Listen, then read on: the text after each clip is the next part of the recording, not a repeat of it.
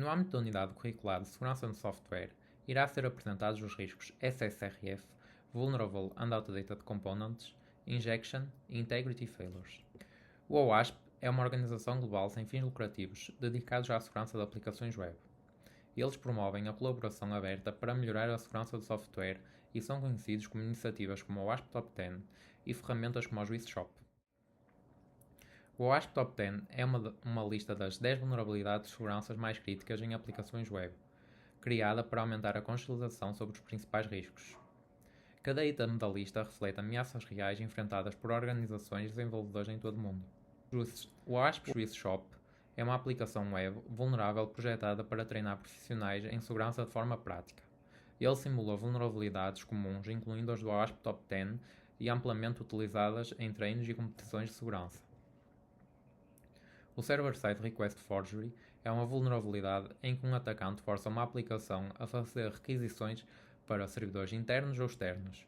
Isto pode levar ao acesso não autorizado a informações internas ou até mesmo comprometer sistemas críticos. Neste primeiro cenário, o utilizador malicioso vai tentar explorar o input image URL. Esta falha permite um atacante manipular requisições feitas pelo servidor, podendo aceder a recursos internos ou sensíveis, como metadados de instâncias ou serviços internos protegidos. Inicialmente foi inserida uma imagem real para analisar o comportamento da aplicação. Ao fazer a inserção do URL, verificou-se que o servidor fez download da imagem para o armazenamento interno da aplicação. De seguida, simulou-se a inserção de um URL malicioso. Verificou-se que o URL era o mesmo da imagem inserida anteriormente, ou seja, foi subscrito o mesmo ficheiro. Neste caso, o conteúdo do ficheiro não era uma imagem, ou seja, não dava para abrir no browser. Como não era possível a visualização do conteúdo do ficheiro no browser, tentou-se via curl, e como se pode verificar, o conteúdo foi transferido para o servidor. Neste cenário, um atacante poderia fazer upload de uma shell reversa e tinha acesso remoto ao servidor onde a aplicação está hospedada. Agora será apresentado outro cenário de SSRF na aplicação BWAP, através de um input de alteração da linguagem da aplicação. O tráfego foi interceptado no Burp Suite e tentou-se modificar o valor da variável language. Testámos uma conexão SSH e fez o envio desse mesmo pacote para o servidor, e o servidor respondeu com o banner do SSH, o que foi um alerta de SSRF. De seguida, em vez de uma conexão SSH, tentou-se obter um ficheiro crítico do servidor, o ficheiro passwd, que armazena as informações básicas sobre as contas dos utilizadores no sistema, e o mesmo foi obtido com sucesso.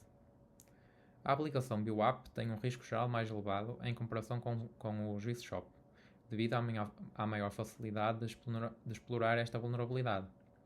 Embora ambas as vulnerabilidades tenham alta probabilidade de exploração, o ataque BWAP resulta na exposição quase direta de dados sensíveis do servidor, onde se encontra a aplicação. As falhas de integridade de software e dados ocorrem quando o código ou dependências de uma aplicação não são verificadas corretamente. Isto pode resultar na introdução de software malicioso ou na utilização de componentes comprometidos, colocando sistemas em risco. Neste cenário, podemos explorar a execução de código remoto para provocar negação de serviço. Inicialmente foi encontrada a documentação em Swagger para a API do Juice Shop. Para fazer a requisição a esta API era necessário um token JWT. Esse foi obtido a partir dos cookies do browser e inserido no Swagger. Para fazer a requisição ao endpoint /orders, pode-se analisar que é inserido um JSON dentro do próprio order line, com os itens do pedido.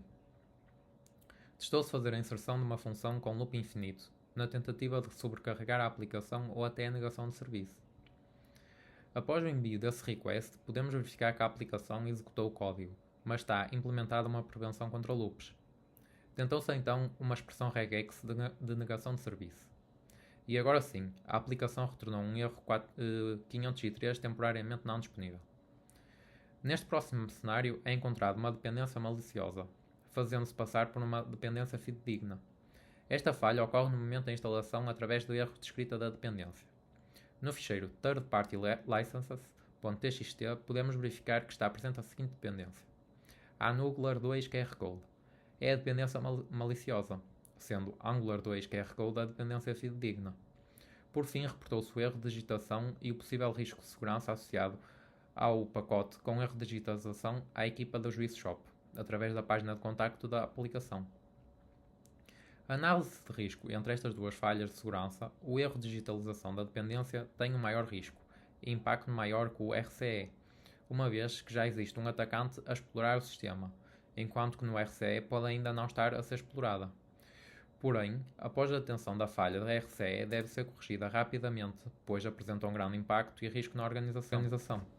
Nós vamos falar agora sobre a vulnerabilidade injection do OASP. Ocorre quando os dados não confiáveis fornecidos por um usuário são enviados a um interpretador como parte de um comando ou consulta. Isso permite que um atacante modifique a lógica ou comportamento esperado do sistema, levando ali a resultados frequentemente prejudiciais. Utilizamos o cenário do OASP de SOC, Database Schema, que ele explora a vulnerabilidade de injeção do SQL para extrair informações detalhadas sobre a estrutura do banco de dados.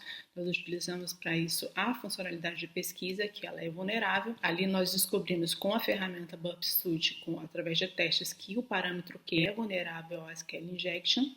E com a injeção do payload no Celeste, como vocês podem ver aí, traz a estrutura toda, retornou toda a informação estrutural do banco de dados, incluindo tabelas e colunas. No segundo cenário, User Credential, que nós escolhemos, o objetivo aqui é trazer informações sensíveis armazenadas do banco de dados. Utilizamos a mesma funcionalidade de pesquisa, que é vulnerável, e ali nós capturamos o request ali no Bupsuite. Nós fizemos uma tentativa de injeção direta do payload e deu um resultado um bad request, um erro, né? Isso demonstra ali que tem alguma validação ou sanitização da entrada. Nós decodificamos isso em base 64 URL para poder tirar ali os caracteres especiais, né, que podem estar sendo bloqueados pelo servidor, e colamos lá na parâmetro que estava vulnerável e aí retornou, como nós queríamos, com sucesso, os dados dos usuários. Fazendo uma análise de risco comparativa entre esses dois ataques, nós podemos ver ali que o risco do User Credential ele é mais elevado em comparação ao da Schema, porque o impacto dele é mais crítico tanto no domínio técnico quanto no domínio empresarial. O User Credential ele resulta numa exposição direta dos dados sensíveis do usuário. Já o Data Schema ele serve como um ponto de partida para explorações maiores. Como mitigação dessa categoria, nós devemos utilizar os Prepared Statements, né, que substitui as consultas dinâmicas pelo Prepared Statements para evitar as injeções de SQL. A validação e a sanitização das entradas, como nós vimos, a implementação das listas de permissão, com base em valores conhecidos, a desativação de funcionalidades desnecessárias, a aplicação de princípios de menor privilégio, a monitoração dos logs e testes de segurança regulares, testes de penetração para verificar potenciais vulnerabilidades. Em seguida, vamos falar da vulnerabilidade número 6, Vulnerable and Outdated Components, que ela identifica ali os componentes vulneráveis e desatualizados como um risco crítico para a segurança de aplicações web.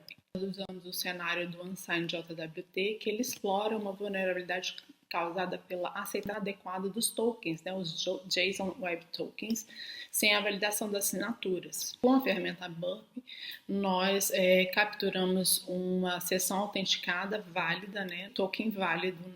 Utilizando ferramenta como o JWT.io, a gente faz ali a alteração do token, substituindo no header o algoritmo ali que estava como RS256, a gente substitui para none e altera ali no payload o e-mail do usuário. Usando uma ferramenta como o Base64URL, nós concatenamos um novo token, né, um cabeçalho, com aquele cabeçalho e o payload modificado sem adicionar uma assinatura. Juntamos tudo isso em um novo token e colamos lá na ferramenta, substituímos ele, o legítimo pelo falso, e aí nós conseguimos ver que ele confirma ali a aceitação do novo token sem assinatura e concede a permissão de acesso indevido. O próximo cenário foi o Forward Sign JWT, que também atua com a validação dos tokens e ele permite ali um ataque de confusão de algoritmos. Selecionamos ali um token válido, né, de um usuário que fez uma autenticação válida e colamos novamente ali na ferramenta JWT.io. Nós trocamos ali o algoritmo assimétrico, que é o RS256, pelo algoritmo simétrico HS256 e nós trocamos ele também o usuário. É necessário também capturar a chave secreta, né, aqui no caso aqui está no Encryption Keys, e aí fizemos o download dessa chave secreta e aí colamos essa chave ali numa ferramenta HMAC online que gera assinaturas, novas assinaturas. Pega do header o payload alterado e cola no campo texto desse HMAC e ele gera para a gente uma nova assinatura base 64 que vai ser colado ali no campo de assinatura. E nós juntamos esses três componentes do token, que é o header, o payload e a signature, e colamos ele lá no token, onde estava o token válido. E aí retorna para a gente com sucesso a validação da nossa entrada com um usuário falsificado e um token e uma assinatura falsa também. Nós verificamos ali que ambos os riscos são críticos, contudo, o risco unsigned JWT ele é um pouco mais alto, porque ela é mais acessível, mais simples do processo de exploração. Para mitigar essa categoria, nós devemos fazer a atualização contínua de dependências, né, usando, por exemplo, as ferramentas como Dependency Check para poder verificar vulnerabilidades, fazer um monitoramento das vulnerabilidades, fazer remoção de componentes não utilizados, fazer configurações seguras para evitar esses padrões inseguros, né, e garantir autenticação e controle de acesso robustos, fazer a gestão do ciclo de vida, né, das dependências, fazer treinamento e conscientização, né, para capacitar as equipes sobre os riscos de componentes vulneráveis, utilizar ferramentas robustas, como eu falei, do ASP Dependency Check, Sync, etc. Com isso nós concluímos ali que, como recomendações, é necessário fortalecer de fato as práticas de segurança, é necessário tomar medidas proativas, né, no sistema e investir em conscientização organizacional, além de seguir boas práticas da indústria. Com isso, nós garantimos ali aplicações mais seguras e resilientes. E é isso. Uma boa tarde, até a próxima.